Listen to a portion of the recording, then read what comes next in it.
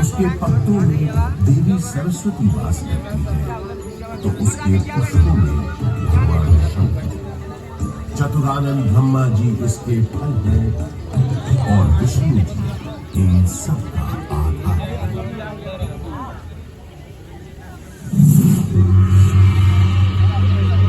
गौतम बुद्ध के काल में भी प्रयाग का बड़ा महत्व था। इसका एक बड़ा साक्ष्य है यहाँ उपस्थित अशोक की लाश। सम्राट अशोक का संदेश तो इस स्तंभ पर अंकित है। गुप्त काल के शक्तिशाली राजा समुद्रगुप्त का प्रयाग प्रशस्ति अभिलेख भी इसी स्तंभ पर मिला है। 16वीं शताब्दी के अंत में सम्राट अशोक का ये स्तंभ उस किले का हिस्सा बन गया जिस किले का निर्माण संगम के किनारे मुगल बादशाह अकबर ने करवाया था। बुद्धं शरणं गच्छामि, धम्मं शरणं गच्छामि, संघं शरणं गच्छामि।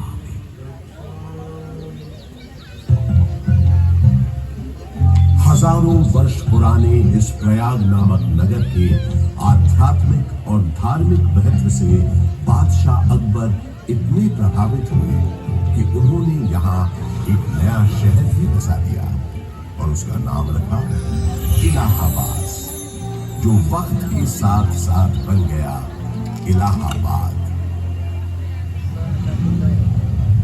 अपनी भौगोलिक स्थिति, सुंदर आबोहवा और राजनीतिक महत्व की वजह से इलाहाबाद ब्रिटिश हुक्मरानों को भी बेहद पसंद आया और कुछ ही समय में ये शहर ब्रितानी हुकूमत का एक महत्वपूर्ण केंद्र बन गया। इलाहाबाद हाईकोर्ट इसका एक जीवंत उदाहरण है। देश के 4 उच्च न्यायालयों में से तो एक ये है ही। इसके अलावा अनेक महत्वपूर्ण और ऐतिहासिक फैसले देने का श्रेय भी इस न्यायालय को जाता है। शिक्षा के प्रसार के लिए अंग्रेजों द्वारा बनाया गया इलाहाबाद विश्वविद्यालय इस शहर को उनका दूसरा महत्वपूर्ण योगदान था। इलाहाबाद विश्वविद्यालय की स्थापना 16 नवंबर 1887 को हुई। पूर्व का ऑक्सफोर्ड कहे जाने वाले इस विश्वविद्यालय का शुरुआती नाम न्यू सेंट्रल कॉलेज था। यहाँ का विद्यानगर हॉल और 7 खंडी मीनारें इतनी सुंदर और आकर्षक है कि आते जाते लोगों की निगाहें बरबस अपनी ओर खींच लेती है।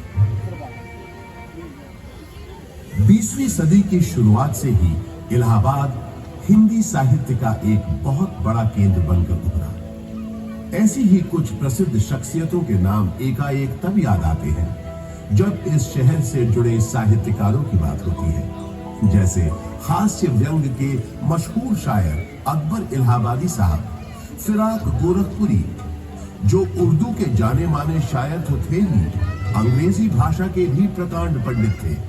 महादेवी वर्मा हिंदी की सशक्त कवियत्री जो आधुनिक मीरा के नाम से भी जानी गई। सुमित्रा नंदन पंत हिंदी साहित्य के छायावादी युग के महत्वपूर्ण स्तंभ।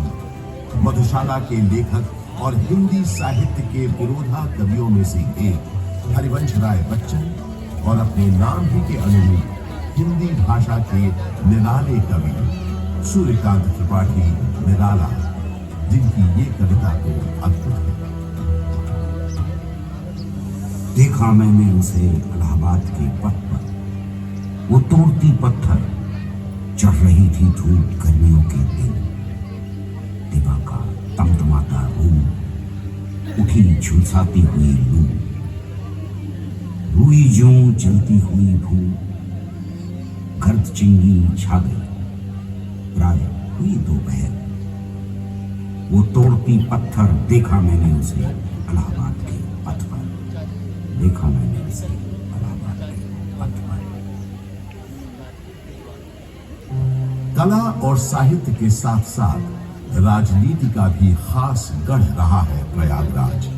स्वतंत्रता संग्राम के अनेक शूरवीरों और गणमान्य व्यक्तियों का नाता इस शहर से रहा है।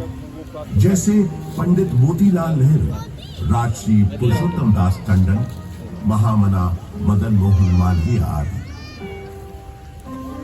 स्वतंत्र भारत के पहले प्रधानमंत्री पंडित जवाहरलाल नेहरू का जन्म इसी शहर में हुआ था।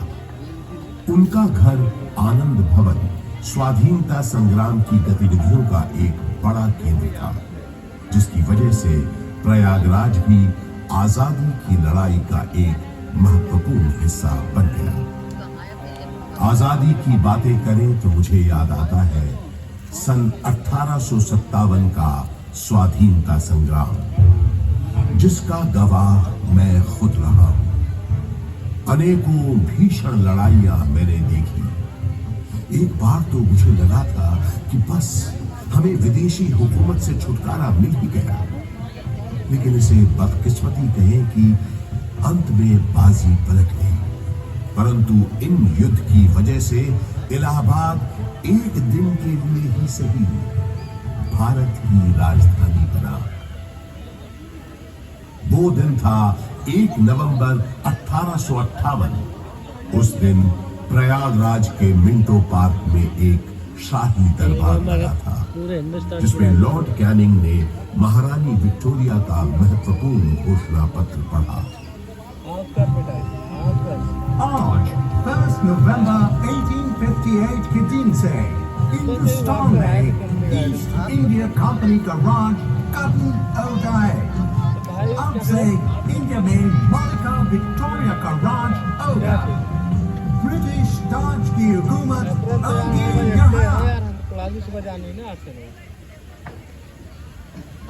उस दौर से निकलकर समय के साथ थोड़ा आगे बढ़े तो मुझे याद आता है अपने चारों ओर बाहें फैलाए ये विशाल पार्क, जिसके आंगन में खड़ा मैं आज आपको ये कहानी सुना रहा हूं।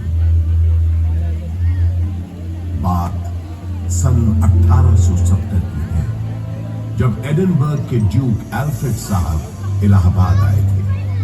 उन्होंने यहां आकर 133 एकड़ के इस बड़े से भूखंड पर एक विशाल पार्क का शिलान्यास किया था। उन्हीं के नाम पर तो इस पार्क का नाम पड़ा है एल्फ्रेड पार्क। ब्रितानवी हुक्मरानों ने इस पार्क के भीतर कई एक महत्वपूर्ण इमारतों का भी निर्माण करवाया। अब जैसे कि ये मशहूर गवर्नमेंट पब्लिक लाइब्रेरी, इलाहाबाद के उस जमाने के कमिश्नर फ्रांसिस ऑटवे मेन एक लाइब्रेरी बनवाना चाहते थे, जिसके लिए उन्होंने मशहूर आर्किटेक्ट रिचर्ड रॉस्किल बेन को बुलवाया और कहा, बेन, हमने तुमको बोला था ना, हमको एक लाइब्रेरी बनाने का है। I remember, sir. आपने बताया था